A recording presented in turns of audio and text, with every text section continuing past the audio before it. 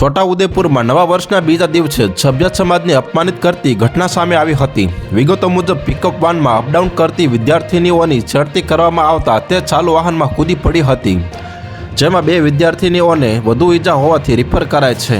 આ તરફ હવે પિકઅપ ચાલકની અટકાયત કરાય છે। આ સાથે ચાલકના સાથીઓની શોધખોળ હાથ ધરાઈ છે। આ તરફ પોલીસે ફરિયાદ દાખલ કરવાની પ્રક્રિયા હાથ ધરી છે। છોટાઉદેપુરમાં વિદ્યાર્થિનીઓને છેડતીનો મામલો સામે આવ્યો છે, જેમાં 2 વિદ્યાર્થિનીઓને વધુ ઈજા હોવાથી રિફર કરાય છે।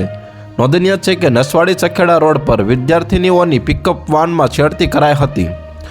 ડ્રાઈવરના સાથીઓ પરેશ કિરણ ફરાર થઈ ગયા છે। પોલીસે શોધખોળ હાથ ધરી છે। આ સાથે ચખેડા પોલીસ દ્વારા વિદ્યાર્થિનીઓના નિવેદન લેવામાં આવ્યા છે। આ સાથે પોલીસને કડક કાર્યવાહી કરવા સૂચના આપવામાં આવી છે। તો હાલ અત્યાર માટે આટલું જ મિત્રો। ફરી મળ્યા નવી અપડેટ સાથે। તે પહેલાં વિડીયોને લાઇક કરી ગુજરાત ટોપ ન્યૂઝ ચેનલને સબસ્ક્રાઇબ કરી દેજો અને પાસે આવેલું બેલ આઇકન પણ દબાવી દેજો, જેથી તમને નવી ખબરો મળતી રહે।